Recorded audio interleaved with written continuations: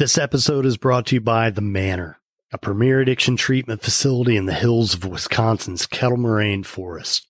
Their program offers a tailored approach to those struggling with addiction in a secluded setting with no more than 11 men and women. With highly personalized treatment focused on trauma, Dr. Chantal Thomas and her expert team offer an authentic experience, creating the kind of deep emotional change that's crucial for long-term recovery. If you or someone you love are struggling with addiction, call the Manor at 414-930-1930. That's 414-930-1930. You can learn more about the Manor by clicking the link in the show notes or by visiting discoverthemanor.com. Thank you for listening to The Path to Authenticity.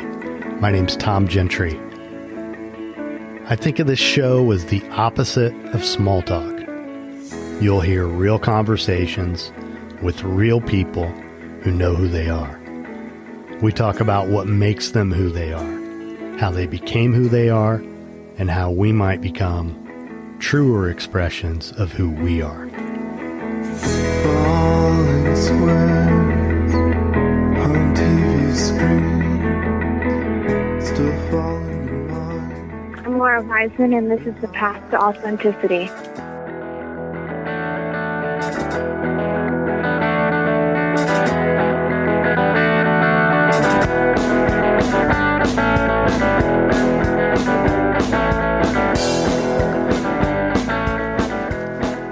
If this is your first time here, thanks for checking it out. If not, thanks for coming back. I'm Tom Gentry, and this is The Path to Authenticity.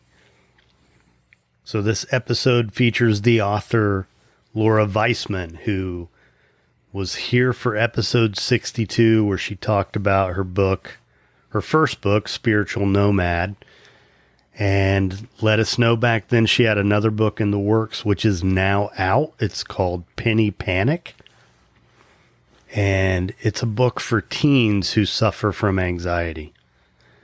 So, I told her back then that I definitely wanted to have her come back to talk about it when that book came out, and now it's available. There'll be links in the show notes where you can find the book. So I hope you enjoy it. Laura Vaisman.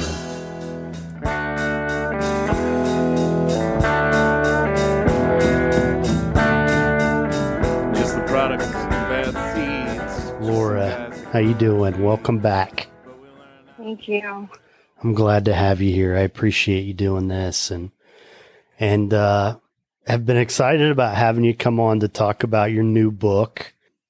I think it's an important topic, and it sounds like, based on our conversations, that you wrote the book that you needed when you were younger. Is that right? Would you say that? Yeah, absolutely. Yeah. So tell the audience about your book. So my book is called Penny Panic. An anxiety book. It's a fiction story, so it's not like a textbook or anything like that, or anything type clinical. But it's a young girl going through high school and just going through the motions of dealing with anxiety. And she has her friends and family that is dealing with, some of them are dealing with anxiety as well, but there's moments where she starts to realize that her kind of anxiety is very blatant and very obvious and very in the open, where she's realizing with some of her friends that there's other people that can have anxiety but kind of suffer in silence, and you never would know. Right. And there's some people who never in a million years would you guess that this person has anxiety, but they do. And and it's just kind of like her journey through, wow, I didn't know you struggled with that, or wow, I didn't know you can feel anxiety in this way. And she meets different characters where they give her insight and wisdom as to how to deal with anxiety and coping mechanisms that she can use, especially in school. I would say all the coping skills that I have in the book, most of them are ones that you can utilize in school. And I think that's important. Yeah. Yeah. I think we forget sometimes how tough it is to be a kid and how just ruthless kids can be. Mm-hmm. I mean, and it all feels so permanent and like important in a way that when you look back from adulthood, it seems ridiculous that things seemed so catastrophic or, just so big and important, and they're really not. But it still feels that way when you're a kid. Yeah. And I think I mentioned something on my Instagram the other day because I had someone reach out to me of like, he was in his mid-20s and he was like, can I read this book, or like, can adults read it? And I had to sit with it for a minute because I was like, well, this whole time I was like, this is for teens, and I was gearing it towards teens, which it is. But I was like, you know what? Anybody could actually read the book. I mean, it's not like you can't because you're not a teen, but we've all been teens. We all have that inner teen in us. We've all been through, the struggles of going into high school and trying to fit in, and just the trial and tribulations of school and friends and all that. And I was like, yeah, totally, adults can read it. I mean, if you know what it feels like, and you can, even as an adult, you can utilize the coping skills for yourself. And I think, in regards to parents, I'm like, this would be cool. It's like the parent read it also with the teen, and then you both can kind of practice together, Mm-hmm. Yeah. So when did it come out now? Just recently, right?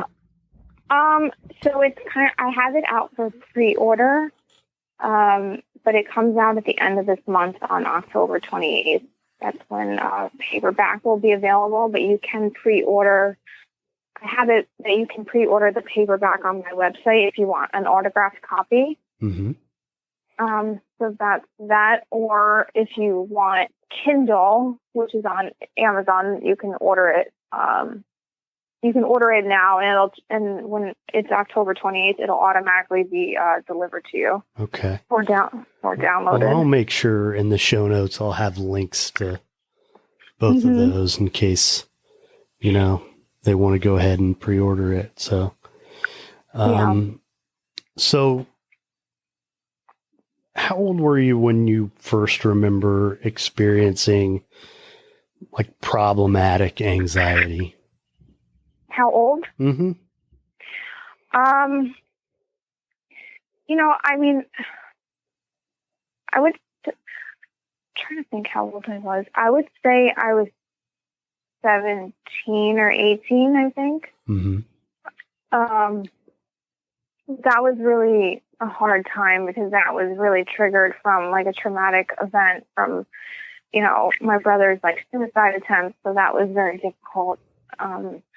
But as of recent, because I'm actually doing a course, a 9-month course with this author that I really love, that she's a therapist also. She's The Wisdom of Anxiety. She wrote that. She has an anxiety course, which goes dives deeper into your anxiety thoughts, your intrusive thoughts, everything. So as I've been kind of starting that, I kind of realized I think I've always been an anxious kid. As I have memories, like preschool memories, even that far back. But I think maybe I've always had that, and I think because I was very shy as a kid, and that I think perhaps the traumatic event just it was like the floodgates opened, you know? Yeah. Well, there's research out there that shows that people with a history of traumatic experiences suffer more when they experience traumatic events. Mm-hmm. It's worse for them, like there's, and I'm not, I can't cite anything specific, but I know there's research out there where they've even studied veterans of wars and how who was diagnosed eventually with PTSD. And by and large, it's the people who have some sort of history. You could experience the same event as someone who doesn't, and you would end up developing PTSD where the other person would not. It's interesting, you know? Yeah. Yeah. So, but it really hit hard around 17. And then at what age would you say you really started to get a handle on it? I would honestly have to say like 24, 25 is when I started to like kind of really get a hold on it that I was like, well, you know, I can have my moments, but it wasn't debilitating like it used to. Mm-hmm. I didn't have, like, I was having panic attacks, like, in public. Like, it was all throughout my 20s. I think it really affected, especially it got worse when I was in college and I was commuting from New Jersey to the city every day and just dealing with, you know, the stresses of college and then commuting stress also. So it was very difficult, but I think once I started realizing and researching myself and just doing the inner work with myself and sticking with therapy over the years, that I realized that, you know, I am a sensitive person, and I used to see that as such a negative. And I used to see it as like, oh, you're just so emotional or you're too sensitive about things. And it used to be, I used to take that really hard. So I used to just bottle things up, you know, which is, you know, that just manifests in anxiety or whatever issue you may have.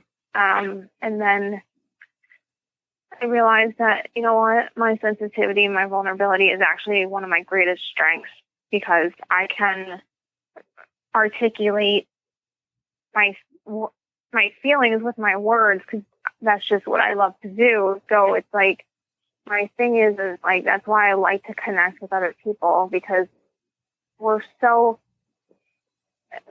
like similar than different. Right. You know, and I think, you know, not to get political, but with all the political nonsense that's out there and focusing on the differences, I'm like, if we all just kind of took a step back and focused on the positive and like, you know, how similar we are and the commonalities we have, like, it would just make things a lot easier and better. And like, just kind of like something good to focus on, you know? Yeah. Well, and I'll tell you, man, it's really troubling to me, all the political stuff, you know, I mean, it's a little bit of a dark cloud that kind of never goes away. Right. And the only variable is how much time I invest directly paying attention. You know? Yeah. And for someone who has anxiety, and I think, you know, with the air that is in the air currently, which is like the state of our world and then politics, it's very hard to not make your anxiety worse. And I think you got to really listen to your body more so than ever, I think, ever than before, to give yourself breaks and to just kind of like, you know what, I'm not going to listen to the news today, or like, you know what, I'm going to take a break from social media because, you know, it's effective, you know, scrolling through social media or Twitter or Instagram, like you see constant negativity. It's not going to help you if you're already in a bad spot. Right. I mean, how I've tried to manage it is just by like actually subscribing to a newspaper and just having that be my source. But as we're talking, you know,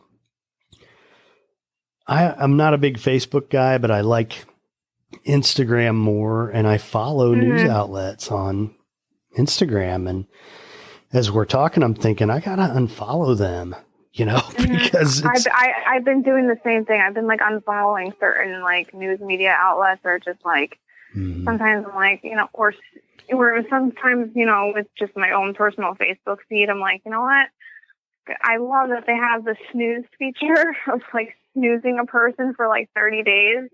Yeah. I'm just like, oh my God, sometimes you just need a break. Yeah, I haven't done that, but I have.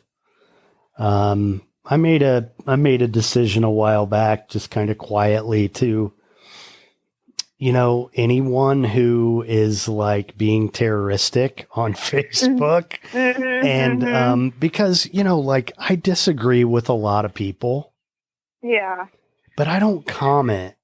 You know what I mean? I don't. right. And I don't, and what really bothers me more than anything else with that is people talking down to me or someone else, especially because, one of the things about me is, just like when I mentioned that research, I was really clear about, I can't cite anything. I don't know what it is, but here's what I do know about it.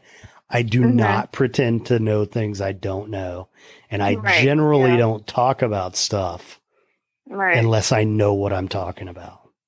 Right, so then when somebody like attacks that, it really, it's a button that really gets pushed. And, you mentioned the word sensitive, and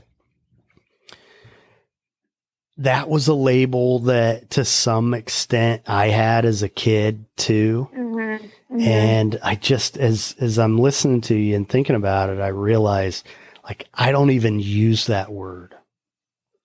At least not in that context.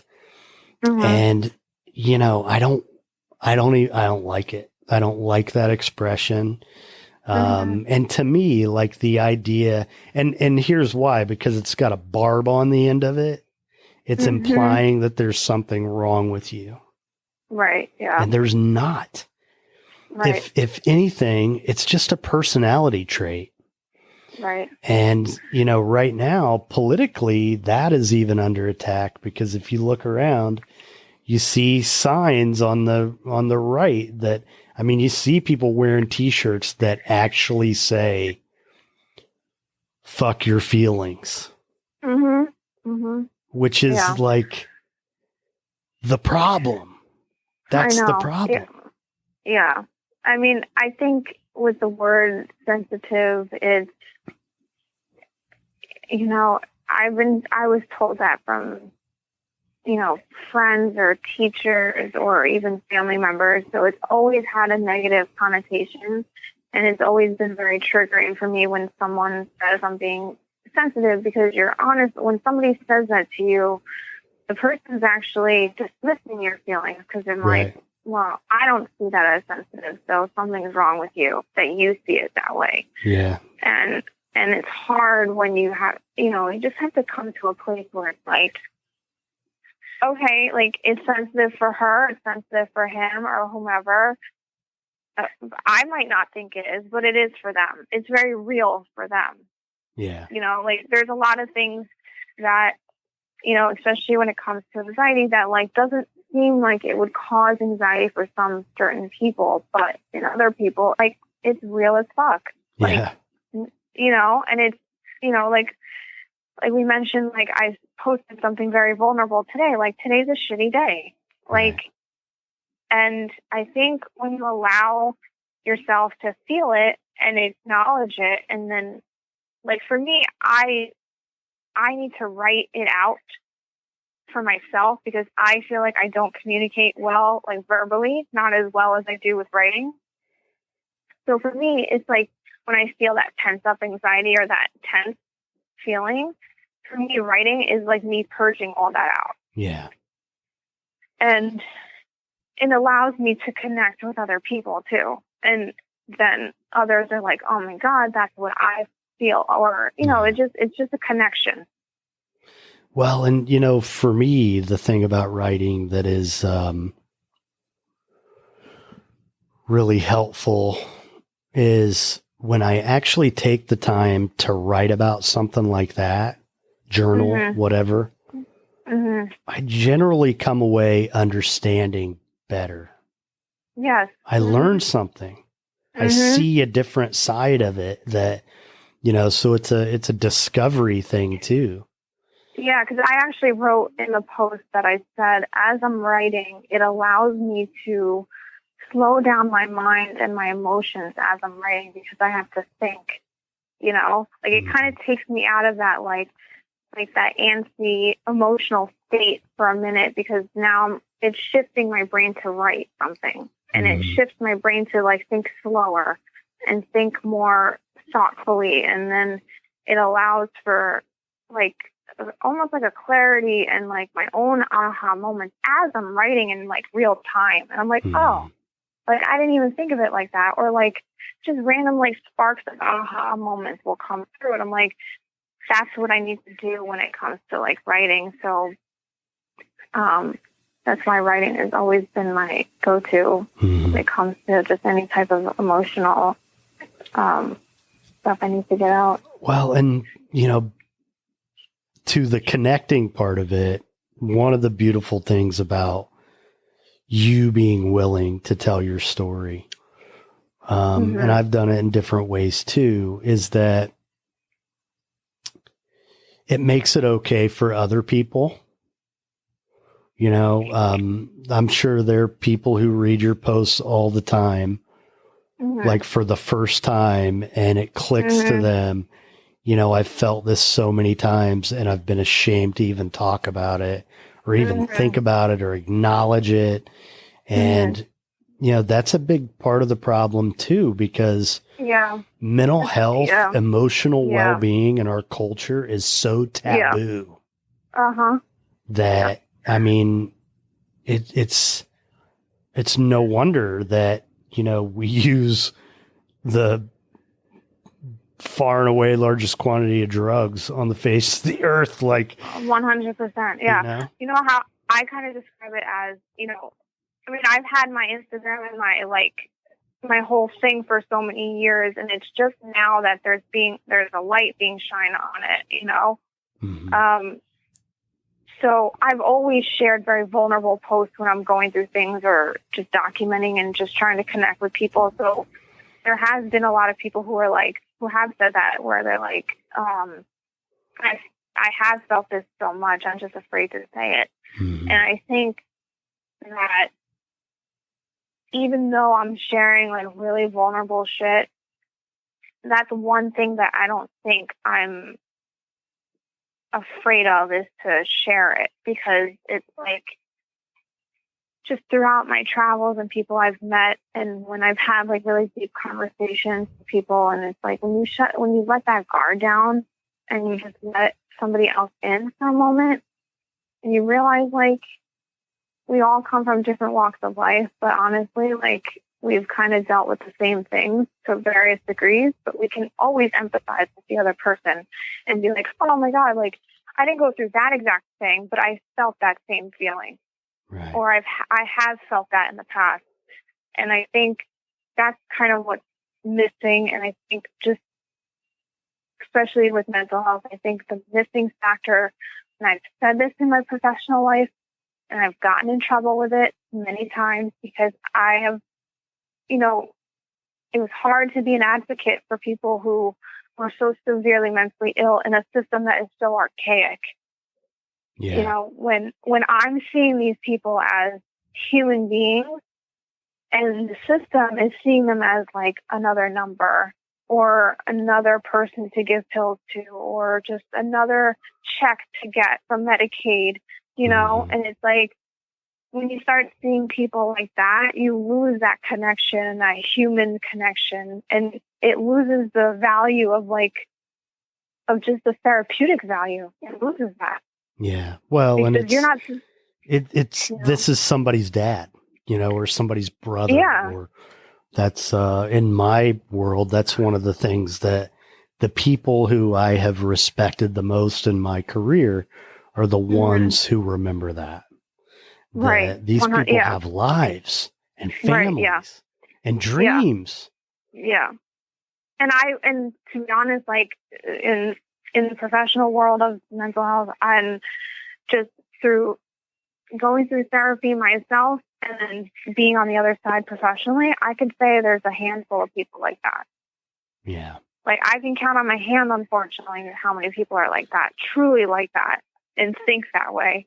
And it's a shame because I'm like, you guys are the backbone of, like, you are the true heroes of mental health, you know, Right. those types of people who still, like, have that view. I'm like, no, this is like, you have to see them as a human being first. Well, and in my world, those are the people who've ended up being the leaders. Yeah. Which is a good thing. Yeah. Yeah. So this is exciting stuff. I know the first time we talked, your book had been out for a while, but you had just been on Gary V. I know. And I think it was the same week, which was great for me because I ended up getting some, I know you picked up a ton of followers from him. And then I ended up getting a fraction of those from having That's you amazing. on. And yeah, that's cool. Yeah, it is. I appreciate that. Yeah, of course. So what's next for you? I don't know. I'm asking myself that question today, you know, because I have no idea. Like, I was thinking throughout the years of, like, what I wanted to do with my life, and writing has always been in my mind. But, you know, in the beginning, it was always traveling, and which it still is. And, you know, I tried my best to be like, oh, you know what? I'm going to be a traveler. I'm just going to be like this nomad and, like, you know, going around, hopping around, but it just didn't work. And then I was like, well, I have my degree I can fall back on, which I did for a couple of years, but it just wasn't fulfilling. And, you know, this quarantine, like, in the beginning, kind of really made me reevaluate, like, okay, like, I feel like I'm getting another shot here. And I think I have to kind of take the bull by the horns with this and really try to make this work. And there's plenty of times where I'm like, I don't think I can do it, or I'm not sure if this is meant for me, but I have to, like, try to stay positive and just be like, and just think of things where in my past where I didn't believe, like, it could happen, but then it eventually did, just out of pure patience and perseverance. So, I mean, this is what I want to do. I want to write my books. I want to inspire people. I want to help people. Like, with the second one, I want to help kids. I want to help teens. I want to go on podcasts. Like, I love this. Like, this is it. Like, if I could just get paid to do this, like, then I'd be happy as shit. Yeah. You know, but it's like, but I can't make money. I can't pay my bills on hopes and dreams, you know? But yeah. Well, you know, I mean, this is really what this podcast is all about. You know, because I feel like we all deserve to do what we want to do with our lives and with our time.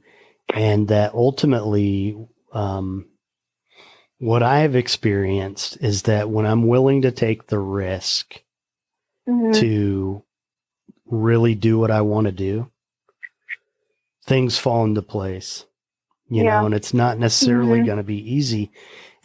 But this podcast, I mean, I left a full-time job to, you know, it was a contract that was finished, but I made a conscious decision. I'm not going to go get another job. I'm not going to do it. I'm not going to get another job. And for another 4 or 5 years, put off doing what I actually want to do. It's time to put up or shut up. And that's kind of where, it took a while to make it happen. But it's a scary leap. It really is. Because, like, I've always kind of thought that, but then I was at my mental health job, you know, and I was like, this was always my thing. And everybody was like, well, you should do it. And I'm like, and then I got to a point where I was like, I just have to, like, just do it. So, like, I quit. Yeah. Like, I quit that career path. Like, I have to stay in mental health because that's what I studied in school. And, you know, now this time around, it's like, who knows? I mean, who knows what the job market's going to be like when the dust settles with this. So I've been thinking, like, what do? I don't know. Like, I also have that in my mind where I'm like, I refuse to go back. Like, this is going to work. Like, I'm going to bust my ass. Granted, I just had wrist surgery, but like, I just can't do it. It's not like, I feel like I have to take that chance where it's like, it's scary, but I'm like, if I have to wait tables, yeah, I don't care. Like, I will do it if that means that I'm going to just try my hardest to make this possible, yeah. you know? Well, and this process for me, I had to show my commitment in that way. Yeah. You know, there were times when like I picked up odd jobs just to bring in a little bit of money, you know, and, you know, essentially what I was looking for is a job where I could work and make just enough money to cover my expenses. Yeah. And then, and it took me a while to figure it out, and it got kind of dicey for a little while there. It got scary, but I stuck with it, and I'm glad I did. I'm glad, you know, things have gotten easier, not perfect, but you know, the other thing, just my 2 cents listening to you, is I think part of this is about you just making peace with yourself. And you know, that whole idea of something to fall back on and all that, like, that's something that somebody else projected onto me. Yeah, I know. And it's hard to let go of. But one of the things that I'm really happy to hear you talk about is how this pandemic and the shutdown, how it led you to reevaluate where you're going.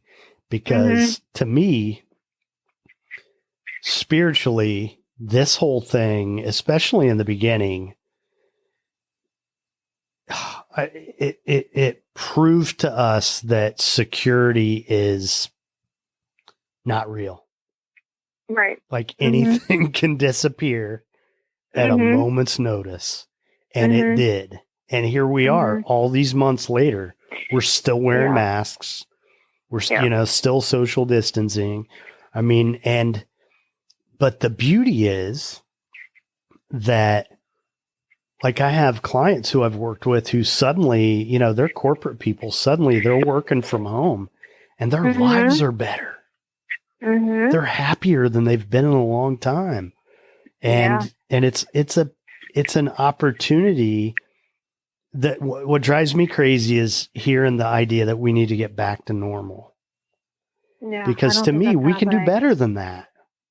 Yeah. We can do better than that. I think there's going to be it's a new normal, not back to what we were. Yeah. And I think it's for the best. And I think this was a blessing and a curse to some degree. Like, I think it was maybe not a curse, but I think this was a blessing and a little bit of a punch to the gut for everyone. But like, in a good way, where it's like, you know, reevaluate your shit. Like, is this true? Like, I've heard from just friends of mine, like, oh, you know what? I realized this was not the career I wanted, or, you know what? Or I realized this is not the person I want to be with. Right. You know, or maybe this is not the town I want to live in or the state I want to live in. Now that I work from home, I can work anywhere. Why would I stay here? Like, I think it's just everybody's priorities have changed. And I think it's a good thing. Like, I've always felt this and kind of knew this as young as 18, because when I was traveling, I would meet so many people from all cultures, all walks of life and just my own observations of, like, in my travels, of just like how great it is to, you know, just live life, and it's not about work. Like, and I would always come back home being like, why is America like that? Where I'm like, why are we so stuck on, like, how hard you work, to the point where you work so hard that you are making yourself sick? Like, our society is sick. both Yeah. physically and spiritually. And I've realized that, and I think that's why I always sought out to go travel and see other cultures who understood that. Yeah. Where I'd be like, you guys get it. Like, the Italians take their lunch breaks and they're sitting there having a glass of wine or their coffee. They're not rushing back to work. Yeah. They're enjoying that lunch break. Yeah. You know? Or it's like when we used to work in a corporate setting where I would be made fun of if I took my lunch break.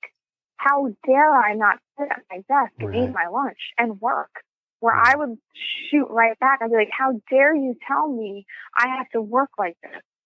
Yeah. I'm entitled to my lunch break, and it does not have to be inside of the office. Right. You know, Yeah. and that to me is just the whole point. We've gotten to that point where it's like you're seen as lazy or you're seen as like weird or ostracized. You're taking care of yourself. Yeah. Yeah. I mean, it is a badge of honor to be a workaholic in our culture. Mm-hmm. Mm-hmm. And to work yourself to exhaustion and into the ground. And, you know, I mean, really, like, you know, there are people I love who work constantly, go out of their way to have a job, have a project, have another project, to the point where they're constantly busy. Mm-hmm. Mm-hmm. And all it is a way for them to avoid themselves. Right. That's all that it is. Now, it might be good for their bank account. Mm-hmm.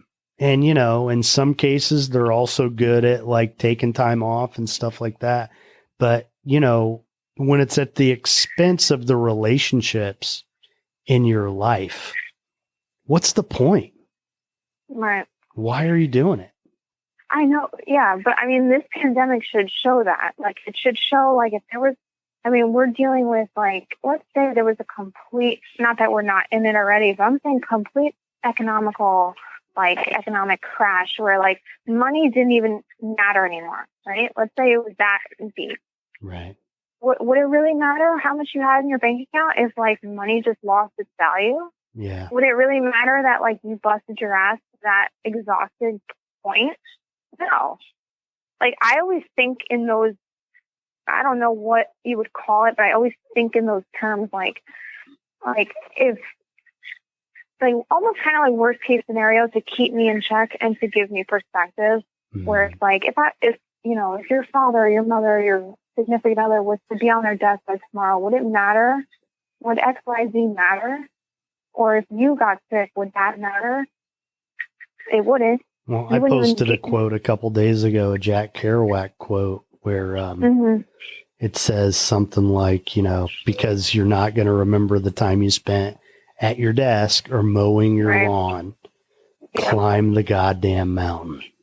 Right. Yeah. Yeah. It's so true. And it's,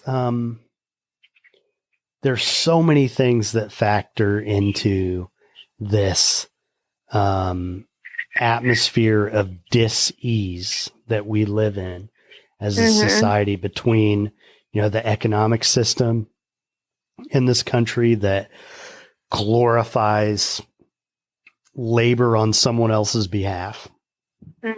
Like, people who work that hard usually aren't doing it for themselves. They're making somebody else rich, you know? Yeah. And I think that I have a very hard time with that.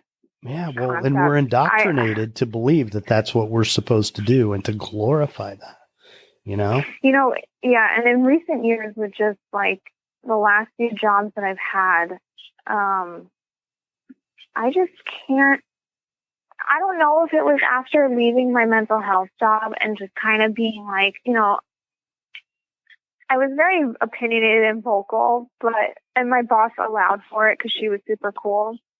But I also was struggling with, like, the other side where I fell in line and did what they said because that's what you're supposed to do and blah, blah, blah. And after I left, I don't know. I don't want, like, I don't know. Like, I feel like I had some type of, like, awakening where I just was like, you know, with certain jobs where, like, I had a job where I was at for like 2 months, and the boss was so, just so aggressive, like, and like condescending. And I'm like thinking to myself, like, and so that's when I think to myself, like, if I was to die tomorrow, would this fucking matter? Yeah. No. Yeah. And do I want to And spend a third of my life this way? no. And I was just like, you're not even paying me near what I Right. need at this moment, because I only took this job because out of pure desperation that I just needed to have some extra cash coming in. But I quit. Once I had something else lined up, I was like, I'm quitting. Like, and he was so shocked. And then and he was like, oh, you know, I'm surprised. Like, you seem like you enjoyed it. And which I did to some degree, but he was like, well, why did you leave? And I said, well, you know, if we're going to be honest, it's because of the way you speak to me and the way you speak to other people who work here, who are working very hard to keep your business alive and your dream alive. And I was like, you're very condescending when you speak. I said, nobody likes being talked to like that. No one. I don't care how much you pay them. How do you And I was like, respond to that? He was dead silent. He was shocked because he was just, you know, I didn't realize. I was like, I just feel like you and I never got off on a good foot. And I feel like you just straight off the bat didn't like me for some reason. And I said, I don't know where that came from, but I was like, I am quitting because of that. And then the other manager came to me later on and said, I just want to congratulate you for standing up for yourself, because he was so pissed off and so shocked that you said that to him, because everybody thinks what you said, but nobody has the balls to say it to him. Yeah. She's like, you were the first one to say it. And so after I left, they said, oh, I pulled a Laura today. And I was like, Oh my gosh. You and, became a legend. yeah, they were like, you left a mark, or you'll always be remembered like that. And I'm like, always stand up for yourself. You know, there's a fine line with that. You know, I don't come off aggressive where I'm looking to fight with a boss. You know what I mean? It's like, that's not the message. But I just feel like some people, I don't care what position you're in, you can't talk to people like that. And maybe that's why I'm not meant, and I've always felt like, you know what, I think I need to realize it for myself that I'm not meant to be and to work for somebody else. Yeah. Because I just can't. Well, or, you know, I mean, you got to, like, I've learned over the years that a lot of times in life, you know, the quality of life, happiness, we got to find our people. Mm-hmm. Mm-hmm. And sometimes that has to be a choice to walk away from other people. Right. You know? Yeah. And not go back. Yeah. And sometimes we do have to look somebody in the eye and say, you know what, this isn't good enough. Yeah, or like, this isn't, it's having the confidence to say, like, this isn't okay. Right. Like, you know, and I know, and listen, I've been in jobs where I was afraid to speak my mind, you know, and it only hurts you. Like, it only hurt me. They didn't care. Or they didn't realize what they were saying or doing, you know. Mm-hmm. But not everyone feels that way. There's people who love their job and love their bosses, and it's not to say that I can't ever one day find a place to work where, you know, I love the boss and it's like a great environment. I'm sure there's companies and people out there, but the ones. I mean, I've had jobs where it was, everybody knew the owner boss was an asshole. Mm-hmm. Everybody knew. But some of those people could work for him for 15 years. Yeah. I could do it for 6 months. You know, yeah. That's how I'm the same way. Like, eventually there comes to a point where I'm like, Jesus Christ, like, this is just like, this is abuse. Yeah. Like, you guys are all being abused. Like, why did you guys allow it? Yeah. And I think some people are like, hey, you know, I need a job. I have this, I have that. And I'm like, yeah, this is like, it just comes back to that point. Like, is it worth it? Yeah. Is it? Like, is it worth that? Well, I don't know. and really what we're talking about is dysfunction. Yeah. Walking away from dysfunction, loving yourself enough to walk away from dysfunction, because it never really pays. Because like that boss, what ended up happening is, I mean, he created an atmosphere where it was really difficult to go to him. Right, yeah. And say, listen, I'm having a hard time with this, you know, or I'm confused about this. Will you clarify? Because he'd just get mad every time he walked into his office. Right. And so then the next thing you know, I don't walk into his office to ask him. And, you know, it turned out this project turned out not as good as it should have. And he used it as an excuse to let me go. And I just told him, listen, man, you know, you're a jerk to me. Like, you didn't exactly put out a welcome mat for me to come to you and ask questions. Right. So you can blame this on me if you want, but, you know, I'm not buying it. Yeah. Yeah. So, it's difficult. It is. And, you know, the thing is that, though, that all these things, like, this is what you need to go through this stuff to write about it. Yeah. And that's one of the things I've recognized about some of these jobs that I've had. You know, I'm who I am because of those experiences. Oh, yeah, absolutely. I've learned those lessons that way. Yeah. So. Like, I don't, as much as I've been burnt out, or like I absolutely hated some of these jobs, like, I don't regret them at all, because they made me realize certain things about myself, or realize, like, oh, you know what? That's not the path. This one is, you know, or just what type of work environment I would want to be in. Or just made me realize, like, hey, you know what? This is totally not for me. I think I'm slowly, like, realizing, like, you know, I want to be my own boss. I have such an entrepreneurial spirit that I think I've always been like that, even as a kid, but I've always shut it down, being like, it's impossible. Like, you can't do it. Like, it's cool to think about, but okay. Like, that's like one in a million, you know? Yeah. And I think it's like, well, you have it in you. You've done it as a kid. Like, I used to sell things as a kid, like garage selling. I used to do that as a kid for many years. I would help my dad sell things.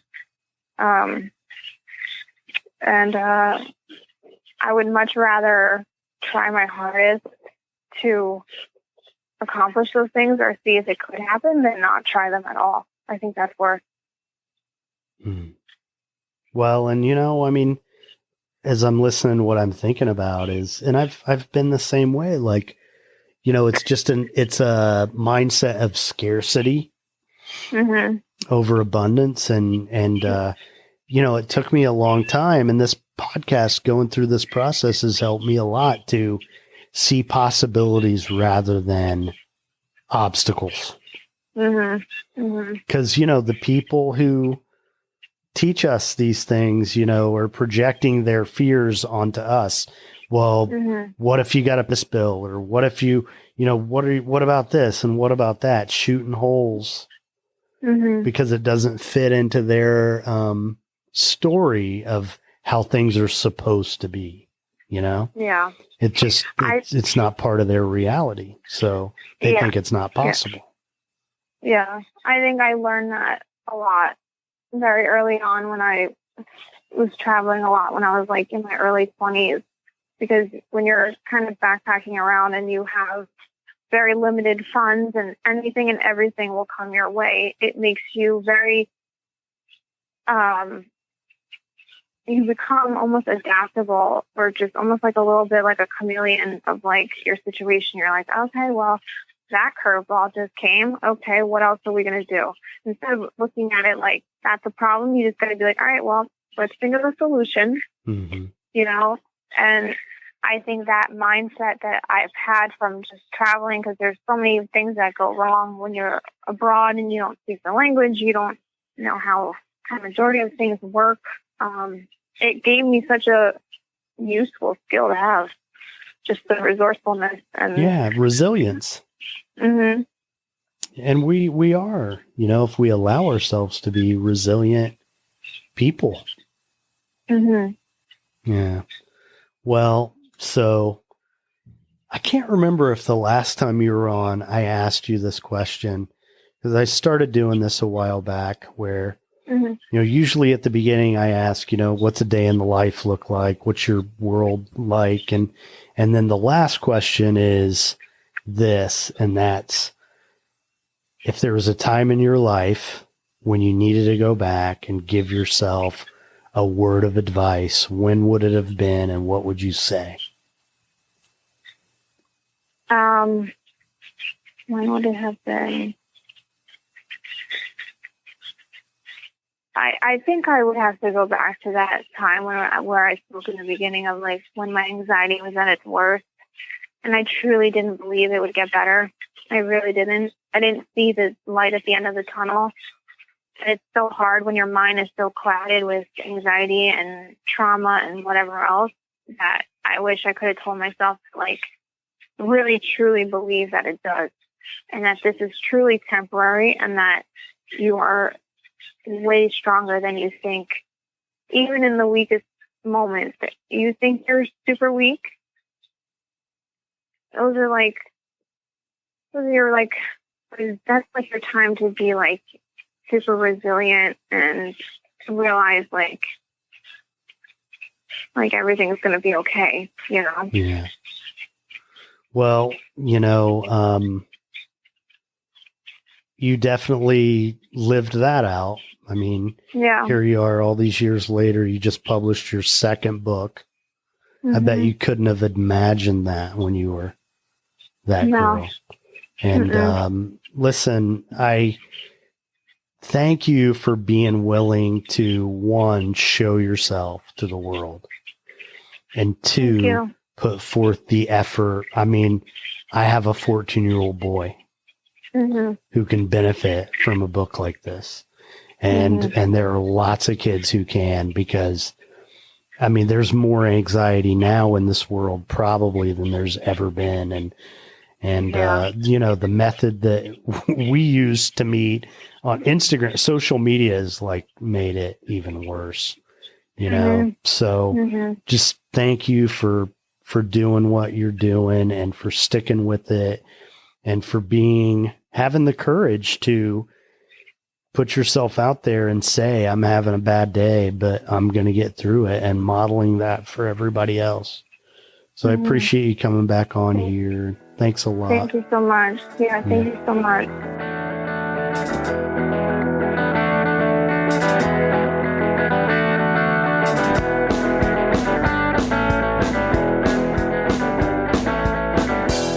Thanks for listening to The Path to Authenticity. If you'd like to learn more about our guest, you can find links in the show notes or visit our website at thepathtooauthenticity.com. If you're interested in becoming a sponsor, if you have a suggestion for a topic, or you know someone who would make a great guest, email the show at thepathtooauthenticity@gmail.com. If you enjoyed this episode, please leave a review on Apple Podcasts. If you know someone else who would enjoy the show, or even just a particular episode, please share it with them. Every little bit helps. If you're not already a subscriber, please consider becoming one wherever it is you choose to listen. You can find the show on Patreon, where by becoming a patron, you can hear episodes before they're released publicly. You can gain access to supplemental content. There are other benefits in the various tiers. Visit patreon.com/thepathtooauthenticity.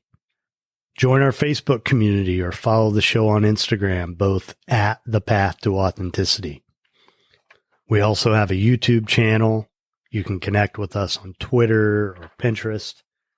To hear the songs from this and every episode, you can find the Path to Authenticity playlist on Spotify. Obviously, there are a lot of ways you could be spending your time, so I appreciate you spending some of it here with me. I'm Tom Gentry. Thanks for listening. Be nice.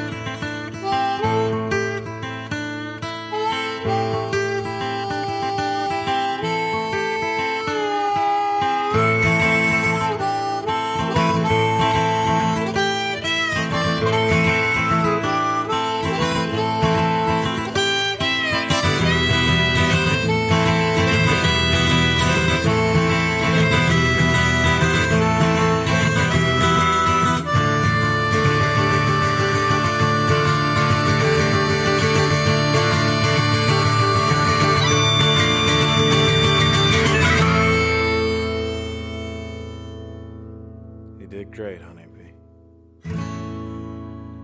The Path to Authenticity is powered by Equivox. For digital marketing and web design services, visit equivox.com.